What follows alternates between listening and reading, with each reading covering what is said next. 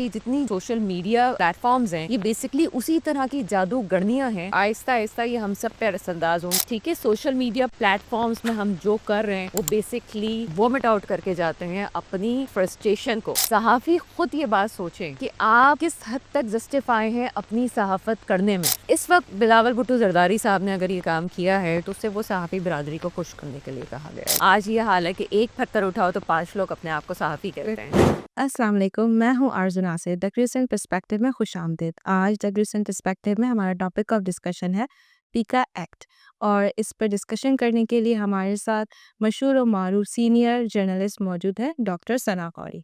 अस्सलाम वालेकुम। वालेकुम सलाम। कैसी हैं आप? अल्हम्दुलिल्लाह। बहुत शुक्रिया, आपने हमारे पॉडकास्ट के लिए टाइम निकाला।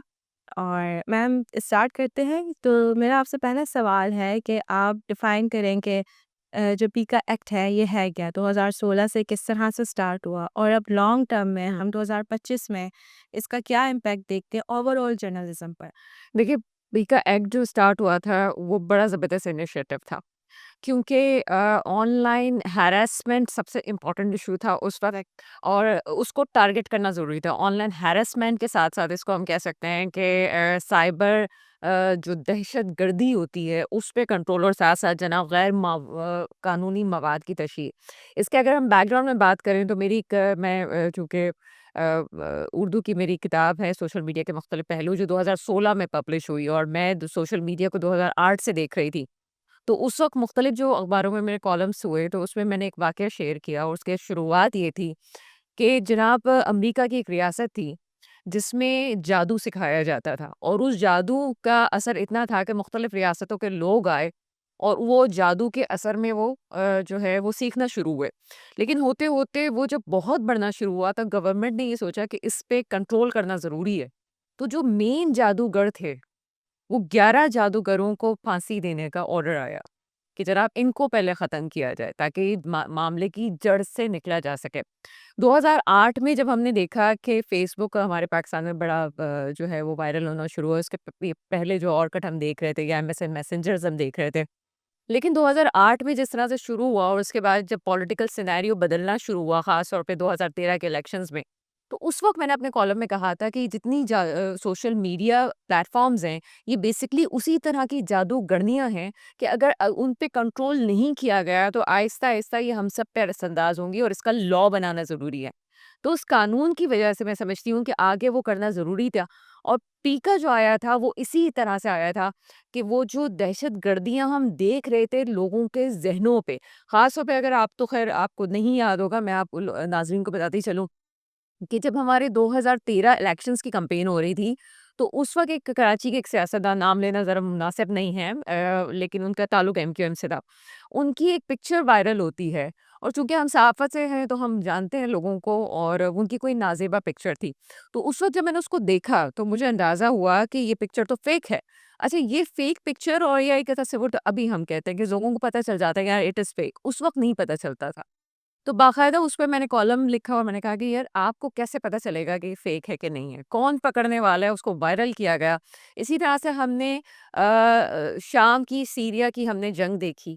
उसमें जब 2 ग्रुप्स का तसादुम हो रहा था, उसमें बहुत सारी हमारे पास फेक चीज़ें आ रही थी, जिसको लोग निशाना बना के और पाकिस्तान में मज़हबी तनाज़ुर में उसको ले रहे थे, हालाँकि वो फेक था।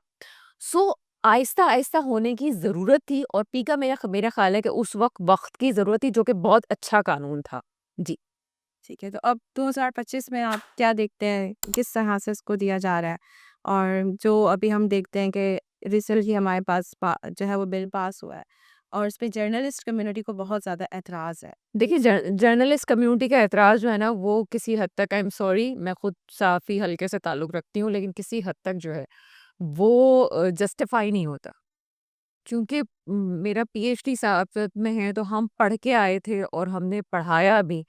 बहुत से सहाफ़ी हमारे हाथ से बाहर आए। लेकिन मसला ये है कि चीज़ों को हमें समझना ज़रूरी है। अगर मैं वो बात कर रही हूँ 2013 से, जो तूफ़ान बदतमीज़ी हमने देखा, उसको कंट्रोल करने की उस वक़्त ज़रूरत थी, नहीं हो सका। वजह क्या थी? Fake news. वजह क्या थी? प्रोपेगेंडा। एक पार्टी सामने आती है, पॉलिटिकल पार्टी, और पॉलिटिकल पार्टी लोगों के ज़हनों पे छा जाती है। इसका मकसद ये नहीं था कि किसी का लीडर किसी को पसंद था, ये नहीं था कि उसने नारा क्या लगाया। प्रॉब्लम ये था उस वक़्त कि सोशल मीडिया का इस्तेमाल किया गया जो किसी को नहीं आता था। हुँ। उन्होंने इस्तेमाल किया, लेकिन उनके इस्तेमाल के बाद, एक पार्टी के इस्तेमाल के बाद मुख्तलिफ सियासी जमातों के सोशल मीडिया विंग एक्टिवेट हुए। एक्टिवेट हुए से जब वो एक्टिवेट हुए, तो फिर पता चला एक दूसरे पे कीचड़ उछालना। फिर पता चला ये क्या है। हम तो सिर्फ हैरेसमेंट की बात कर रहे हैं ना। सहाफ़ी खुद ये बात सोचें कि आप किस हद तक जस्टिफाई हैं अपनी सहाफ़त करने में। अगर मैं खुद हम सोचें कि अगर हम जो सोशल मीडिया प्लेटफॉर्म है सिटीजन जर्नलिज्म का तसव्वुर ला के हम यहाँ पे सब कुछ वॉमिट आउट कर रहे हैं, ठीक है? सोशल मीडिया प्लेटफॉर्म्स में हम जो कर रहे हैं वो बेसिकली वॉमिट आउट करके जाते हैं अपनी कहना चाहिए फ्रस्ट्रेशन को। आप अपनी फ्रस्ट्रेशन को निकालने के लिए आपके घर में कोई बात नहीं सुन रहा और आप सोशल मीडिया पे आके, और सहाफ़ी भी, आई एम सॉरी टू से, आज ये हाल है कि एक पत्थर उठाओ तो 5 लोग अपने आप को सहाफ़ी कहते हैं। ठीक है ना? तो आप सहाफ़ी की कैटेगरी में शामिल कैसे होते हैं? हर कोई मुझे सोशल पता मीडिया है पे अपने आप को जो है वो सहाफ़ी सहाफ़ी मान कह रहा है। लेता है। अब सहाफ़ी कैसे होगा? फ़ॉर्चुनेटली जब नवाज़ शरीफ साहब का दौर था, उस वक़्त एक कानून पास होने जा रहा था, बाद में नहीं हो सका, जिसमें हमें डिफ़ाइन करना था, जब सहाफ़ियों की कुछ कैमरामैन की डेथ हो गई थी, तो हमें डिफ़ाइन करना ज़रूरी हो गया उस वक़्त कि जी आप बताएँ कि सहाफ़ी कौन है? हुँ। क्योंकि उसका लेबर जो लॉ होता है, कवानीन होता है, उसमें लॉ लागू होते हैं, उसके जो राइट्स हैं, वो सहाफ़ी को मिलना चाहिए। जब हुँ। सहाफ़ियों को आप नौकरियों से निकाल रहे थे, उस वक़्त ये मामला तय आया। तो मेरा ख़्याल है कि सहाफ़ियों को खुद सोचना चाहिए कि क्या वो जर्नलिज़्म के पूरे तकाज़ों को पूरा कर रहे हैं? क्या उन्होंने जो पढ़ा है, जिस तरह हम पढ़ के आए हैं, हमने अपने स्टूडेंट्स को पढ़ाया कि सहाफ़त ये है कि आप आज़ादी इज़हार राय तो ज़रूर है, लेकिन अखलाकियात क्या कहती हैं कि आपका हाथ इतना ही आगे बढ़े कि वो दूसरों की नाक को ना छू सके। आपकी आज़ादी ये है। आप अपनी आज़ादी पे दूसरों की आज़ादी को क्यों ख़राब कर रहे हैं? सवाल ये है, क्या आपके पास जस्टिफ़िकेशन है इस बात की? जब हम पढ़ रहे होते हैं, हम टेलीविज़न पे प्रोग्राम जब कर रहे होते हैं, या मैं लिखती थी, उस वक़्त की बात है। जब तक 3 जना जगह से कन्फर्मेशन नहीं हो जाती, जब तक आप बात आगे नहीं कर सकते। आपको पता होना चाहिए, यहाँ तो ये हो गया है कि अगर किसी ने अपनी सोशल मीडिया वॉल पे कुछ भी फ्रस्ट्रेशन निकाली, वो अगर वायरल होनी होनी है तो चुटकियों में वो वायरल होगी और उसके बाद वो खबर फैल जाएगी। जिस तरह हम रिसेंट अभी वाकया देख रहे हैं, अरकमान वाला वाकया हुआ है या एक जी। बच्चे की डेथ हो गई है। आप उसमें देखें कि आज कल रात से उसमें शैतानी कुव्वतों का ज़िक्र हो रहा है। आपने कौन-सी ऐसी ऑथेंटिसिटी आपने देखी कि आप ये बात करें? गलत, बहुत गलत वाक़या हुआ है, इसके पीछे बड़े एक दूसरा टॉपिक हो जाएगा। लेकिन मुझे इस बात पे हैरत है कि वो जो सहाफ़ी है, वो लोगों की नफ्स और नफ्सियात को पकड़ते हुए उसकी साइकोलॉजी से खेल रहा है। आप ये सोचें कि जब उसकी नफ्सियात से आप खेल रहे हैं और सिर्फ़ अपनी रेटिंग के चक्कर में ये काम कर रहे हैं, तो कानून को तो हरकत में आना था। अब मैं, अगर आपको इस क्वेश्चन है तो आप पूछें, वरना मैं 2025 के हवाले से कोई आपसे बात नहीं, करें। आप कंटिन्यू करें, फिर उसके ठीक है। बाद है। 2025 क्यों मुख्तलिफ है? 2025 मुख्तलिफ नहीं है, बल्कि यही अगर हम बात करें तो 2022 में भी पीका के कानून पे तब्दीली हुई। बिल्कुल। उस वक़्त जो गवर्नमेंट थी, उस वक़्त उस गवर्नमेंट के अगेंस्ट बात की इस गवर्नमेंट ने जो अभी मौजूद है सीट पे। जी। उस वक़्त भी उसको पॉलिटिकली यूज़ किया गया और आज भी उसको पॉलिटिकली यूज़ किया जा रहा है। आज जो लोग उसकी मुखालफत कर रहे हैं, वो उस वक़्त जो है, वो बनाने वाले थे, उसको तरमीम करने वाले थे। मज़ीद सख्त ये 2022 में भी किया गया और और उसको अभी, जिसको ड्रैकोनियन लॉ भी कहा जाता है। बिल्कुल, और अभी जो है, उसको मज़ीद सख्त किया गया।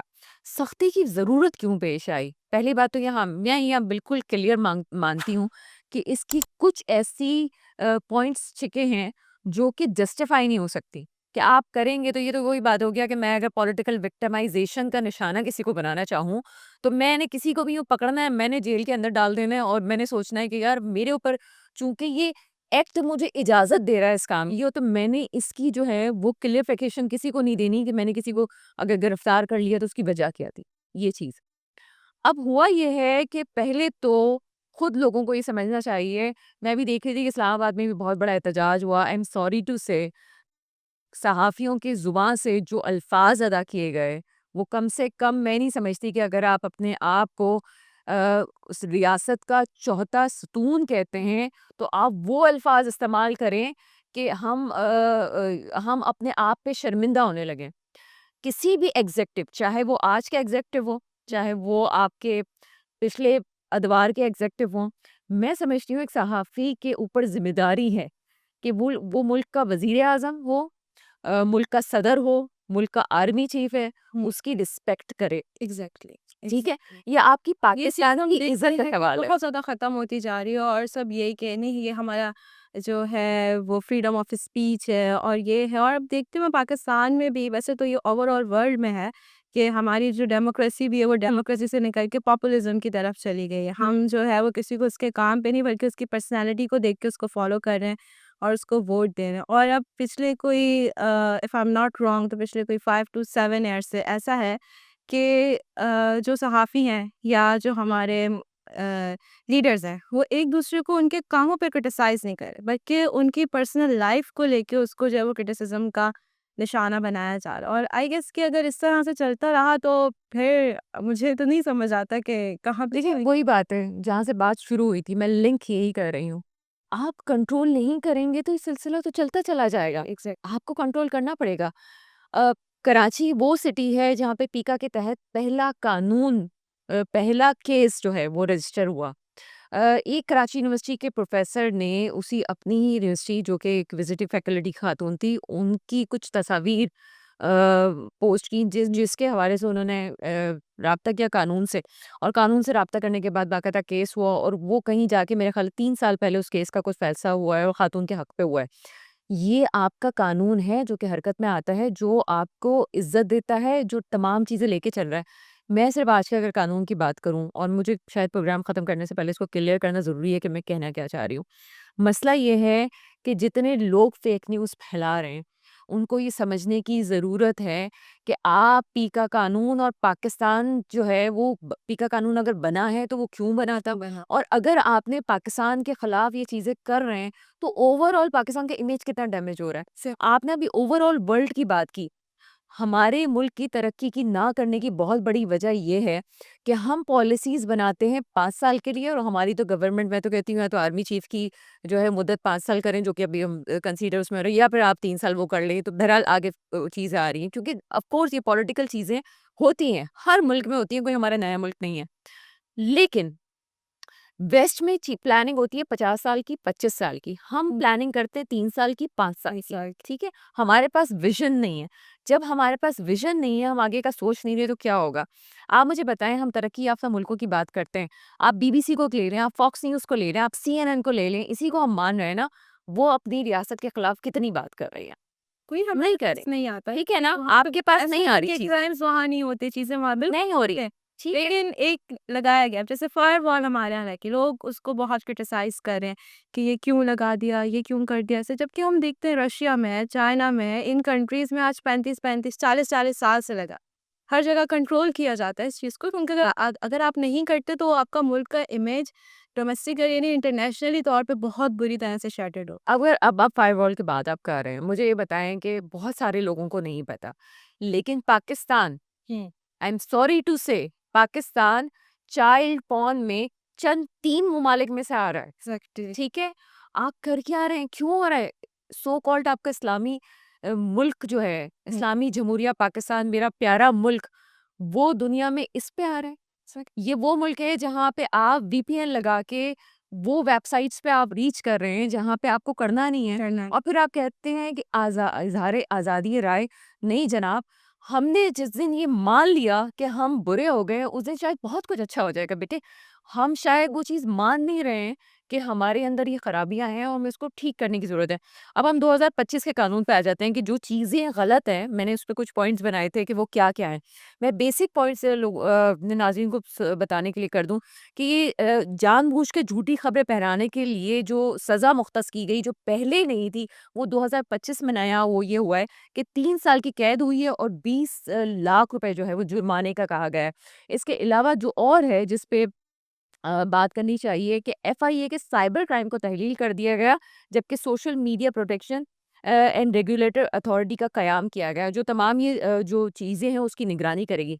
जो इख्तलाफ वाला पॉइंट है वो मैं आपको बताती हूँ जिस पे एक सहाफ़ी की हैसियत से मुझे एतराज़ है। तमाम सोशल मीडिया प्लेटफ़ॉर्म्स को अथॉरिटी से रजिस्टर करवाना लाज़मी करार दिया गया खिलाफ वर्जी की सूरत में प्लेटफॉर्म को आर्जी और या मुस्तकिल तौर पर बंद किया जाएगा। एक और पॉइंट, वफाकी हुकूमत ने कौमी साइबर क्राइम तहकीकाती एजेंसी कायम की जो सोशल मीडिया पर गैर कानूनी सरगर्मियों की तहकीकात करेगी।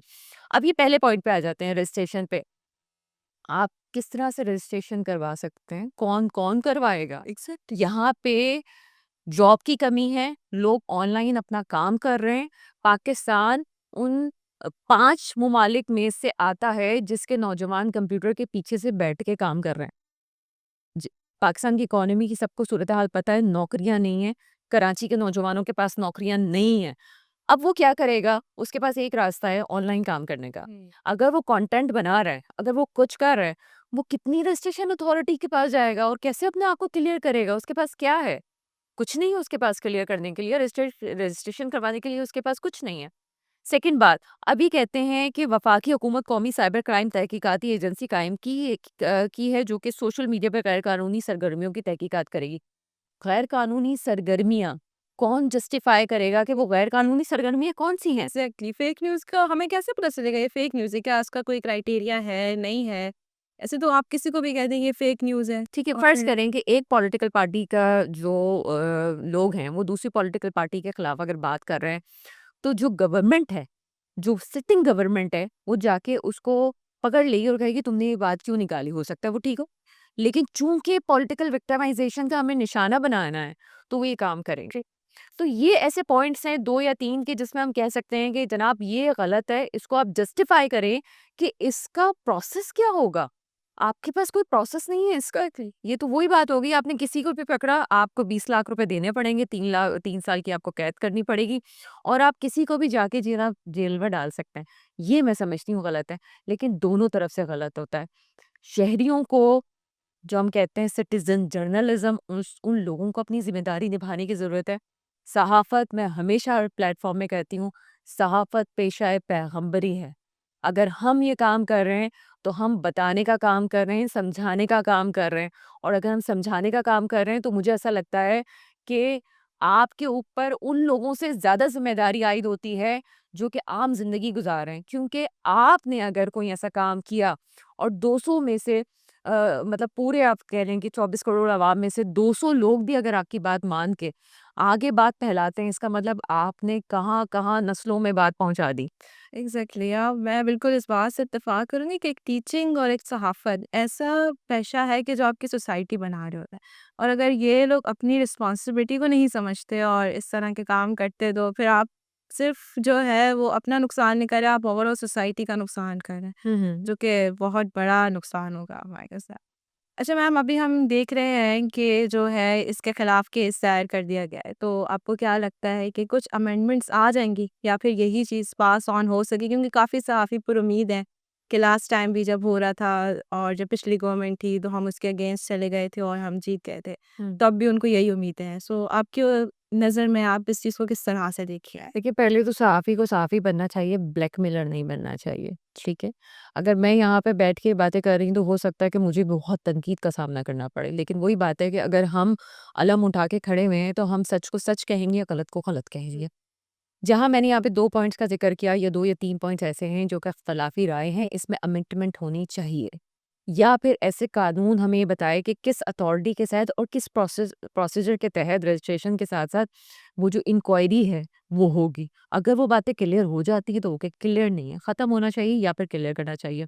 जहाँ तक आपने कहा कि उम्मीद, बेटे पाकिस्तान में की सियासत जो है वो अनप्रेडिक्टेबल है, ठीक है? हम ये नहीं कह सकते कि ये काम जो है वो हो जाएगा या नहीं होगा। अगर हुकूमत को सहाफ़ियों को अपने हक में करना है, तो वो आपको सीन बिल्कुल चेंज करके देंगे। अगर नहीं करना है तो सीन बिल्कुल चेंज हो जाएगा। मैंने कहा कि ब्लैकमेलिंग का बाज़ार, अब जब हम खुल के बोल रहे हैं तो मुझे ये कहते हुए कोई आड़ नहीं है कि यहाँ पे ब्लैकमेलिंग का बाज़ार आम है। अगर आपको लगता है कि गवर्नमेंट को उस वक़्त ऐसा मौका है कि ज़रूरत होगी, जैसे फ़र्ज़ करें कि इलेक्शन का टाइम है या मौजूदा गवर्नमेंट अगर कोई परेशानी में है तो अमेंडमेंट कर भी देगी, मान भी जाएँगे तमाम चीज़ें। नहीं होगा तो नहीं होगा। ये अनप्रेडिक्टेबल बात है कि क्या होगा। लेकिन हाँ, कानून में हम हैं, लूप आप कह सकते हैं कि हैं ऐसी चीज़ें कि उसमें आपको सही करने की ज़रूरत है, वरना जो वैक्यूम क्रिएट हो रहा है, वो फिर मज़ीद मसाइल को क्रिएट करेगा। अच्छा, हम इस पे जो है अगर देखें तो गवर्नमेंट का स्ट्रॉन्ग रहा है, पीपल्स पार्टी है, और इस पे आप पीपल्स पार्टी का क्या स्टांस देते हैं? क्योंकि chairman Peoples Party Bilawal Bhutto Zardari जो हैं, उन्होंने कहा कि इसमें कुछ जो है वो इसको दोबारा से देखा जाए, और जो है उन्होंने कहा कि इसको रिकॉर्ड करवाया इस चीज़ को कि इसमें अमेंडमेंट्स की नीड है। और दूसरी तरफ हम देखते हैं कि आसिफ अली जरदारी प्रेसिडेंट हैं, उन्होंने इसको अप्रूव किया। तो मतलब किस तरफ से किस तरह देखिए, एक तो इस जो लोग ये बात करते हैं वो भी मैं क्लियर कर दूँ उसको, आसिफ अली ज़रदारी साहब जो हैं वो मुल्क के प्रेसिडेंट हैं और पाकिस्तान की अगर एग्ज़ेक्टिव और हम कहें कि सबसे सीनियर पोस्ट तीन कौन-सी है, वो प्रेसिडेंट की है, प्रेस ठीक है ना? आपका प्रेसिडेंट। लेकिन हमारे यहाँ फॉर्चुनेटली कह लें आप कि जो भी प्रेसिडेंट है वो किसी पार्टी से नहीं ताल्लुक़ रखता, लेकिन हमारे यहाँ जो भी प्रेसिडेंट आया है वो किसी न किसी पार्टी से ज़रूर ताल्लुक़ रखता है। अब इन मामलात में बिलावल भुट्टो ज़रदारी साहब को प्रेसिडेंट साहब से मिलाना बिल्कुल अलग चीज़ है। बिलावल भुट्टो ज़रदारी साहब की अपनी हैसियत है, हुँ। प्रेसिडेंट साहब की अपनी हैसियत है। बिलावल भुट्टो ज़रदारी साहब अपनी पार्टी के लिहाज से बात कर रहे हैं। लेकिन आई एम सॉरी बिलावल साहब, मेरा ख़्याल है कि जो आपकी पार्टी आपको बता रही होती है, आप भी वही सोच रहे होते हैं कि वही करना है। अ, इस वक़्त बिलावल भुट्टो ज़रदारी साहब ने अगर ये काम किया है, तो उससे वो सहाफ़ी बिरादरी को खुश करने के लिए कहा गया है, क्योंकि असेंबली फ्लोर में किसी की आवाज़ होनी चाहिए थी और वो काम होना चाहिए था। इसके अलावा मैं नहीं समझती कि वो आगे इसके अलावा और कुछ होगा। हाँ, तारीख़ में ये बात लिखी जाएगी कि बिलावल भुट्टो ज़रदारी साहब ने इसको अपोज़ किया था, ये तारीख़ याद रखेगी। लेकिन आने वाली नस्लों को शायद ये ना पता हो कि वक़्त और हालात की ज़रूरत थी कि जिसकी वजह से ये काम किया गया। मैं समझती हूँ कि कोई खातिर-ख़्वाह किसी भी पार्टी एक्स, वाई, ज़ेड, आप कोई भी पार्टी कर लें, वो जब तक उनके तहफ़्फ़ुज़ात उनकी अपनी वो चीज़ें नहीं होंगी, कोई मफ़ादात नहीं होंगे, तहफ़्फ़ुज़ात तो ख़ैर सहाफ़ियों के मफ़ादात नहीं होंगे, मेरा नहीं ख़्याल कि कोई सहाफ़ी बिरादरी का साथ देने वाला है इस हवाले से। अच्छा जी, बहुत शुक्रिया मैम, आपने इतना जो है वो वाइडली इसको जो है वो डिस्क्राइब किया। अब पॉलिटिकल्स पे हमारी बात हो चुकी है। अब हम इस एक्ट को जो है वो सोशली किस तरह से देख रहे हैं? हम देख रहे हैं कि ख़वातीन के साथ हरासमेंट होती है, गेम्स के थ्रू बच्चों के साथ बहुत ज़्यादा हमें जो है वो केसेस देखने में मिले हैं। तो इस पे आपकी क्या राय है? ये बहुत इम्पोर्टेंट क्वेश्चन है। जिस तरह से मैंने आपको कहा कि 2016 में ये एक्ट आया, उसके बाद पहला केस हमने कराची में देखा और ख़ातून की बड़ी रिस्पेक्ट हम करते हैं, लेकिन उस ख़ातून के साथ जो हमने गलत होते हुए देखा वो हमारी आंखों के सामने है कि उसको कोई नौकरी देने के लिए तैयार नहीं था। और जब उसको नहीं समझ में आया कि ऐसा क्यों हो रहा है, तो उसको बाद में पता चला, उसको तो पता ही नहीं था बेचारी के साथ क्या हुआ है। तो आप अब चूंकि एआई का दौर है, अब आप किसी की भी तस्वीरें जो हैं वो बरहना तस्वीरें निकाल सकते, सो ठीक है। अब इसके अलावा फिर ये पी का कानून ही था कि उस औरत को उसने जो है इंसाफ राइट। दिलाया, ठीक है ना। इसी तरह से ये तो सिर्फ कराची का केस था, पंजाब यूनिवर्सिटी में भी केस हुआ। आई एम सॉरी कि यूनिवर्सिटीज में ये दो केसेस हुए। ऐसे करे बहुत बार। ये भी जी, पंजाब यूनिवर्सिटी में केस हुआ, वो भी सॉल्व हुआ पीका के तहत। अब आप मुझे बताइए कि जब ये चीज़ें बेटर हो रही हैं, फिर आप अभी ऑनलाइन जो गेम्स बच्चे खेल रहे हैं, जिसमें 4-5 बच्चे जो हैं मुख्तलिफ जगह के होते हैं, लड़के खेल रहे होते हैं और बच्चे इसलिए जो माँ-बाप हैं वो इसलिए पुरसुकून होते हैं, बच्चा घर में बैठ के ही खेल रहा है ना, कुछ और तो नहीं कर रहा। अरे वाह! इसका तो इंटरेक्शन भी हो रहा है। अच्छा, सामने भी कोई बच्चा है जो इससे बात कर रहा है, सामने लोग हैं जो उससे बात कर रहे हैं। तो माँ-बाप के लिए आज के दौर में समझते हैं कि लेकिन आप ये मुझे बताएँ कि अग़वा बराए तावान रीसेंट अभी वाक़या है कि एक बच्चा जो इस तरह गेम खेलता था उसको एक जगह बुलाया गया और उसके साथ बदफ़ाली की गई। ये अभी मेरा ख़्याल है 1 हफ़्ते पहले की बात है। अब ये चीज़ें कैसे रिज़ॉल्व होंगी? कानून चाहिए आपको। कानून होगा, अमल दरामद होना चाहिए और इसी के ज़रिए से जो हमारा काम कर रहे हैं डिपार्टमेंट्स, वो इस पे काम कर रहे हैं। बहुत सारी ऐसी हमारी चीज़ें हैं पाकिस्तान में कि जिसके कवानीन उस तरह से लिखे ही नहीं गए कि अगर वो जो लिखने चाहिए तो उसपे सज़ाएँ होनी चाहिए थी। तो मैं समझती हूँ कि सोशल एस्पेक्ट के लिहाज से ये कानून बहुत बिल्कुल ज़रूर है। बहुत ज़रूरी है। ख़वातीन के हरासगी के जो वाक़यात हैं या ख़वातीन मर्दों को हरासा करती हैं, ये भी बहुत बड़ा इशू है जिसको नहीं माना जाता। और जिस तरह से व्हाट्सएप के मैसेजेस स्क्रीनशॉट जो है निकाले जाते हैं, स्क्रीनशॉट भी वो वाले कि जो कि चेंज किए जा सकते हैं। अब वो कौन समझेगा कि ये सही वाले हैं या गलत वाले हैं? ज़्यादातर फोरेंसिक में होगा। फोरेंसिक कैसे होगा? फोरेंसिक इसी कानून के तहत होगा और इसी कानून के तहत आगे ले आया जाएगा। तो सोशल लिहाज से तो मैं समझती हूँ कि बहुत वक़्त की ज़रूरत थी और इसको होना चाहिए था। लेकिन जहाँ तक आज़ादी इज़हार राय का मामला है, तो ये समझना चाहिए कि एक अख़लाक होता है, कानून होता है। तो हम बिल्कुल आप अपने कानूनी हक की बात करें, लेकिन अखलाकियात के भी वो तकाज़े हैं कि जहाँ रियासत को नुकसान ना पहुँचे, तो वो चीज़ें हमें करनी चाहिए, हमें अपने गिरेबानों में झाँकना चाहिए। आज मुझे फ़ेम मिल जाएगा, आज मैं शायद यूट्यूब पे मशहूर हो जाऊँ या मुझे पैसा मिल जाए या मैं सहाफ़ी हलकों में मशहूर हो जाऊँ। लेकिन ये बताएँ कि अगर यही सब कुछ चलता रहा, तो आप अपनी औलाद को आगे कहाँ देख शॉर्ट रहे हैं? टर्म नहीं देख रहे ना, नहीं देख रहे यार, लॉन्ग ठीक है टर्म ना? देख नहीं रहे, शॉर्ट टर्म देख रहे हैं। हम बहुत बुराइयाँ करते हैं, जेन ज़ी जनरेशन और ये हम बात करते हैं, हम बनाया किसने? क्या मैंने नहीं बनाया? क्या इस माशरे ने नहीं बनाया उसको ऐसा? हम ही ने तो बनाया है। अब ठीक अगर करने का वक़्त है, अगर हम ये रिसर्च देख रहे हैं कि जनाब इन लोगों की आँखों में वफ़ा नहीं है बच्चे के, तो ऐसे तो नहीं हुआ था। वो जिस चीज़ को लेके पैदा हुआ है, वो वही देख रहा है। तो हमें हमें अपनी ज़िम्मेदारी समझनी है। अपनी पॉइंट को रेज़ करने के लिए, अपनी जनाब सोशल मीडिया पे हाइप क्रिएट करने के लिए जो झूठ आप छोड़ के जा रहे हैं, वो नस्लों पे असर कर रहा है, लिहाज़ा कानून ज़रूरी है। बहुत शुक्रिया मैम। अब हम इख्तिताम की तरफ जाते हैं और जाते-जाते क्योंकि हमारा पॉडकास्ट का जो पर्सपेक्टिव है बेसिकली वो ये है कि हम फ़लस्तीन के लिए आवाज़ उठाएँ। तो हम देखते हैं कि अब सीज़फायर तो हो गया एक बहुत लॉन्ग जेनोसाइड के बाद। लेकिन अब जो ट्रम्प साहब हैं वो रीसेटलमेंट की बात कर रहे हैं। मतलब आप किसी को उसके घर से कह रहे हैं कि आप निकल जाएँ और आपको कोई दूसरी जगह दे देंगे, इसको हम टेक ओवर कर लेंगे। तो आप क्या कहना चाहेंगे इस देखिए, अगर मैं पाकिस्तान के एस्पेक्ट से बात करूँ तो पाकिस्तान बहुत अपना उस तरह से स्टैंड नहीं लिया पाकिस्तान ने जिस तरह से लेना चाहिए था। हम ये समझते हैं कि हमारे मफ़ादात जो हैं वो शायद अमेरिका से जुड़े हुए हैं। हालाँकि अमेरिका को ना हम में कोई दिलचस्पी है बल्कि अमेरिका को हम ये समझते हैं जब तक अफ़गानिस्तान में अमेरिका था तो उसको हमारी बहुत ज़रूरत पड़ रही थी। अब हम अमेरिका को हमारी ज़रूरत नहीं है। बिल्कुल ठीक बात है। लेकिन उसके साथ-साथ अमेरिका अभी भी चूँकि चाइना से आगे जाना चाहता है और इसीलिए वो भारत से अपने ताल्लुकात बेहतर बना रहा है। और अगर वो चाइना को पीछे करना चाहता है तो सबसे पहले उसको पाकिस्तान की ज़रूरत पड़ती है। हमें ये पता है कि अगर उसको अमेरिका अपनी तिजारत करता है तो उसको पाकिस्तान का रास्ता चाहिए, पाकिस्तान का समंदर चाहिए। अल्लाह की बहुत बड़ी नेमत है कि हमारे पास जो है कराची में पोर्ट्स हैं? आपके पास जो है वो पोर्ट मौजूद है। आपके पास खत्ते में गर्म पानी का वाहिद हिस्सा मौजूद है जो कि कराची आपके पास है। इस सूरत हाल में आप आलमी सतह पे ख़ास तौर पे अमेरिका पे प्रेशराइज़ कर सकते हैं, अगर हिम्मत हो तो। अगर आप में हिम्मत नहीं है, तो आप नहीं कर सकते। लेकिन ओवरऑल आप देखें, आपने जनाब आप ईरान से आप ताल्लुकात नहीं कर रहे हैं। मेरी जब ईरान के जो सफ़ीर उनसे जब मेरी बात हुई, तो वो बड़े खुले दिल से कहते हैं, "जनाब आप बार्टर सिस्टम कर लें हमारे साथ, हमें इन चीज़ों की ज़रूरत है, आप हमें ये चीज़ें दे दें।" ट्रू। लेकिन हम क्यों नहीं कर रहे ये सब कुछ? हम क्यों चाइना की करेंसी यूज़ नहीं कर सकते? वो भी कर सकते हैं हम और भी बहुत सारे सिस्टम कर सकते हैं। हमने गैस लाइन जो हम कर रहे थे, वो भी हमारा जो है वो छुप-छुप के हम काम कर रहे हैं। क्यों कर रहे हैं?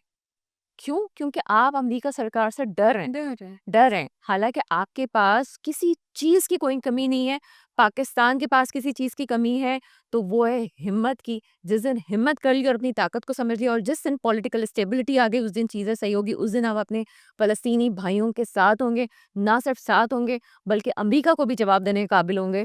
और ये बात बावर करवाने के लिए अगर तमाम इस्लामी ममालिक बशमूर सऊदिया, बशमूर पाकिस्तान, दूसरे तुर्की तमाम ममालिक मिल जाएँगे तो किसी की हिम्मत नहीं है कि वो फ़लस्तीन के साथ ये सब कुछ कर सके। बहुत शुक्रिया मैम, बहुत शुक्रिया थैंक आपने यू। इतना टाइम निकाला और इतना वाइड स्टांस हमें पेश किया और मैं उम्मीद करती हूँ कि हमारी यूथ को स्पेशली इससे सीखने के लिए बहुत कुछ हुआ। ठीक है। नाज़रीन, हम अपने पॉडकास्ट के अख्ताम पे जाते हैं और इंशाल्लाह आपसे नई पॉडकास्ट में मिलते हैं किसी नए दिलचस्प टॉपिक के साथ। तब तक के लिए अल्लाह हाफ़िज़।